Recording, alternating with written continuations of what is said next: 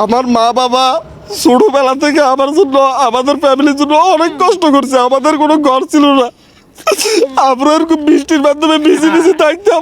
আমার দাদারা, আমার কাকারা কেউ আমাদেরকে কখনো দেখে নাই। আমার মনে অনেক কষ্ট।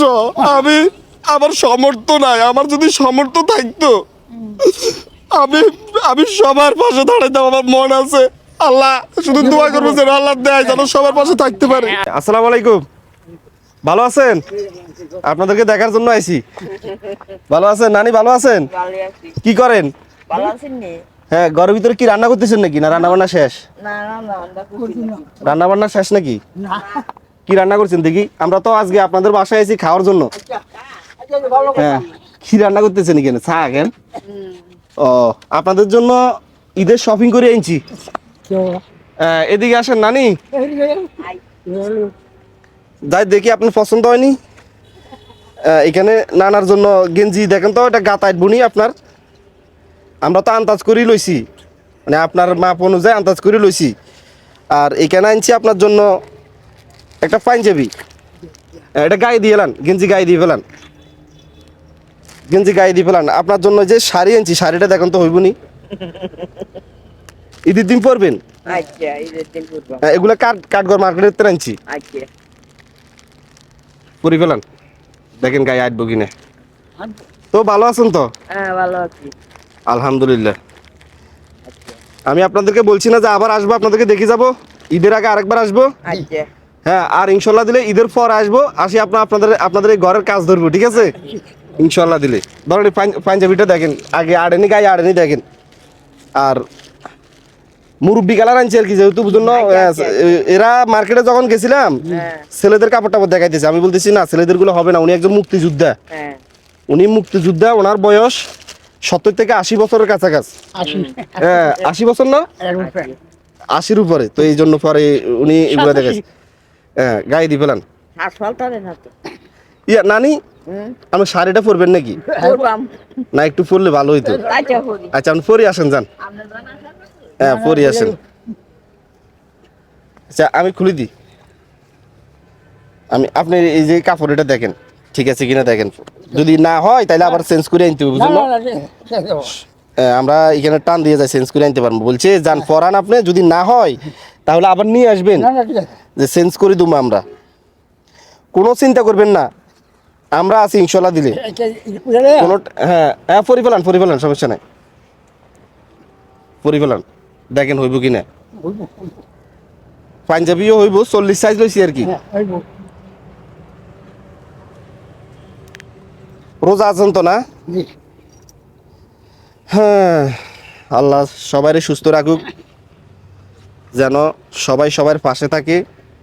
কারণ আমরা তো মানুষ একজন, সবার পাশে দাঁড়ানো সম্ভব না। আমাদেরকে অনেকে SMS করেন, ইনবক্সে SMS করেন যে অনেকজনের সহযোগিতা চান। দেখেন, বাংলাদেশে 18 কোটি মানুষ আছে। আমরা কি 18 কোটি মানুষের পাশে দাঁড়াতে পারবো? কখনো পারবো না। তো যখন আমাদের চোখে যে এটা যাদেরকে পড়ে, হ্যাঁ, ওনাদেরকে আমরা যতটুকু পারি, মানে আমাদের সামর্থ্য যতটুকু আছে আমরা ততটুকু সহযোগিতা করি। কারণ আমি আপনাদেরকে আগে বলছি, আমিও কিন্তু কোটিপতি ছেলে না, আমিও মধ্যবিত্ত ঘরের ছেলে, এটাই আর কি। তো ইনশাল্লাহ দিলে আমরা আপনাদের যে ঘরের নিয়ত করছি, মানে ঘরটা আমরা ঈদের পরে পরে দড়ি ফুলমু সবকিছু ফাইনাল করে ফেলছি, বুঝছেন না? মালিকের, হ্যাঁ, করলে মালিকের করে মালিক এখন আচ্ছা, ঘরের বিষয়ে আমি কথা বলবো আপনার সাথে। মূলত আসছি সেই জন্য যে আজকে মানে এই ঘরের বিষয়ে ফাইনাল কথা বলার জন্য, যেহেতু আমরা ঈদের পরে আইসা এই কাজগুলো করবো। আপনি পাঞ্জাবি গায়ে দেন, পর আমি নানি সইটা সযুক্তি করবো যে মানে কিভাবে কি করা যায়, বুঝছো না? ছোট হইব নাকি? না না, ঠিক আছে, দেন ইয়ে করে দিই। কারণ 40 সাইজে আইটবো, এই জন্য আমি 40 সাইজ নিছি। কই আবার বেশি বড় লইলেই বড় হইব, পর আবার পড়তে পারতেন না। ঠিক আছে। আলহামদুলিল্লাহ। ঈদের দিন গায়ে দিবেন, আমরা অনেক খুশি হবো।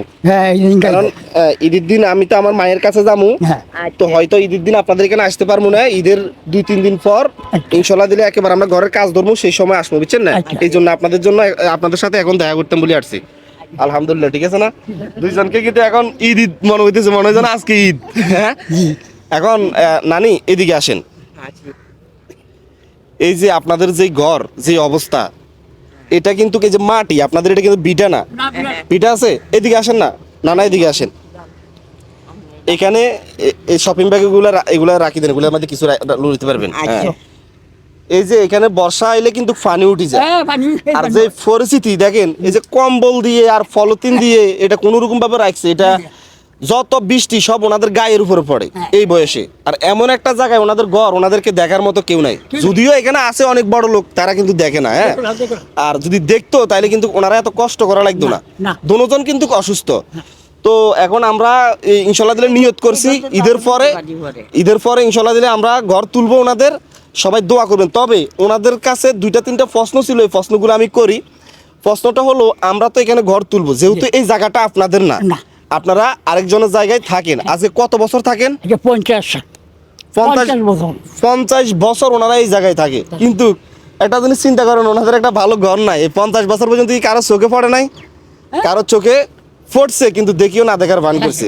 হ্যাঁ, এখন বিষয় হলো, আমরা যে এই জায়গায় ঘর তুলবো, যেহেতু জায়গাটা আপনাদের না, ওনাদের থেকে আমরা তো অনুমতি নিতে হবে। হ্যাঁ, ওনাদের থেকে অনুমতি নিতে হবে। দরকার প্রয়োজনে আমরা কল দেবো, কলে কথা বলবো। আমি এখানে এই যে আরো মানে গণ্যমান্য 2-3 জনের সাথে কথা বলছি। হ্যাঁ, সমস্যা নাই, তোমরা তো ভালো উদ্যোগ নিছো, একটা ঘর এদেরকে করে দেওয়া উচিত। হ্যাঁ, নানি এদিকে আসেন, এদিকে আসেন, এখানে দাঁড়ান। একটা ঘর তাদেরকে করে দেওয়া উচিত, কারণ তারা এখন যেই বয়স, এই বয়সে যেই কষ্টতে আছে, হ্যাঁ, এটা তো অনেক খারাপ লাগতেছে। তো এই জন্য আমরা আগে আপনার যে জায়গার মালিক, ওনাদেরকে আমরা কল দেবো। কল দিয়ে যেভাবে হোক, হ্যাঁ, ইনশাল্লাহ দিলে যেভাবে বলবো ওনারা সেভাবে তুলে দেবো। মাটি তুলবো কোথায় থেকে?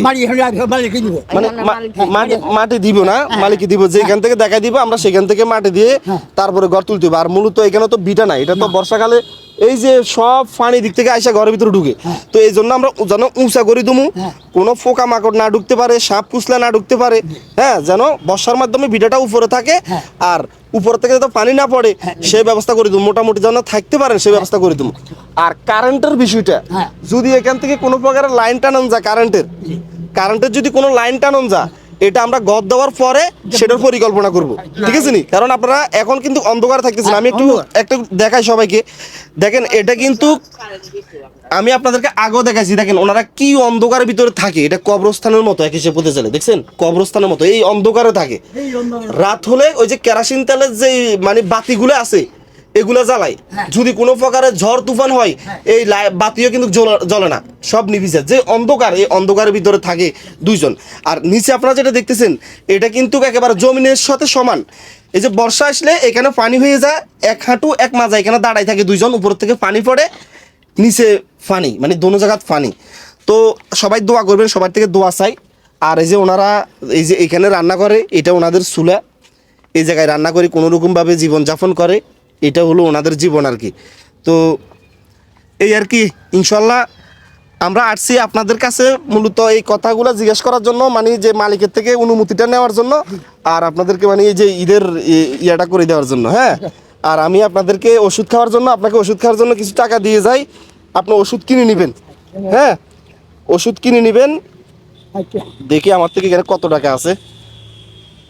মালিকে বলছে আমার কত বিহান দেয়া গড় তোলো বা চাইটা করো, অসুবিধা নেই, সমস্যা নাই, ইনশাল্লাহ ইনশাল্লাহ। যাই আলহামদুলিল্লাহ। চাই টাকাগুলো একটু লন চাই, এখানে আমার থেকে যা আছে আমি এগুলো দিয়ে যাই। এখন 2 এখানে আছে কত, 400 টাকা হয়েছে এখানে, 400, 500, 600, 700, 800, 900, ধরেন এই 900 টাকা। আর নেন, এখানে 1000 টাকা দিছি। হ্যাঁ, আমার থেকে এখন টাকা আর বেশি নাই। এই 1000 টাকা দিয়ে আপনারা ওষুধ দাবাই লইবেন, ঠিক আছে না? আর ইনশাল্লাহ দিলে ঈদের পরে দেখা হবে। দোয়া করবেন যেন ঈদের পর আবার দেখতে পারি, কারণ কারো হয়াত মতের বিশ্বাস নাই। কারণ মানুষের আসার একটা সিরিয়াল আছে, যাওয়ার কোনো সিরিয়াল নাই। দোয়া করবেন শুধু। আপনাদের কথা ভাবি, যেটা সত্যি কথা।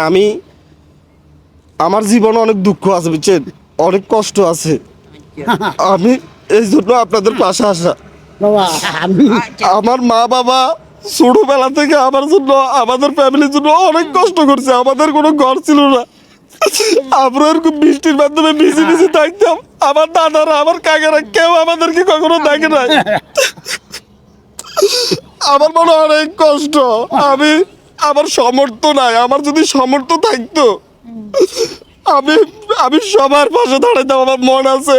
আল্লাহ শুধু দোয়া করবো যেন আল্লাহ দেয় যেন সবার পাশে থাকতে পারে। আল্লাহ দেবে। তবে আমি আপনারা আল্লাহর নাম লই যতদিন পর্যন্ত বাঁচি থাকবেন আমি আপনাদের পাশে আছি। আচ্ছা যে কোনো সমস্যাতে একেবারে যে কোনো কিছুতে আপনারা শুধু আমার বলবেন। আমি দরকার পড়লে আমার শরীরে রক্ত বেশি হলে আমি আপনাদের পাশে থাকবো। আচ্ছা দোয়া করবেন শুধু। আর যখন অসুস্থ মনে হইব, কিছু মনে হইব আমার বলবেন, আমি আপনাদেরকে লিয়ে ডাক্তারের কাছে নিয়ে যাবো আচ্ছা ইনশাল্লাহ। দিলে দোয়া করবেন, হ্যাঁ দোয়া করবেন। আপনারা আঙ্গ ফ্যামিলির মানুষের মতো। আমরা তো জান ইফতারের টাইমে গেছে, আমরা চলে যেতে হবে। এখান থেকে দূর আছে। আমি আজ গাড়ি নিয়ে আসি নাই, রিক্সা দিয়ে আসছি। একদিন যখন গড় দুমু, গড় দেওয়ার সময় ইনশাল্লাহ দিলে আমরা একদিন খামু ঈদের পরে। হ্যাঁ তো থাকেন তাহলে, যাই। হ্যাঁ দোয়া করেন। আসসালামু আলাইকুম। আসসালামু আলাইকুম। দোয়া, শুধু দোয়া চাই এটাই। আচ্ছা যাই, চলো হৃদয়, দোয়া করেন, যাই। হ্যাঁ আল্লাহ হাফেজ। আল্লাহ। আর ঈদের পরে দেখা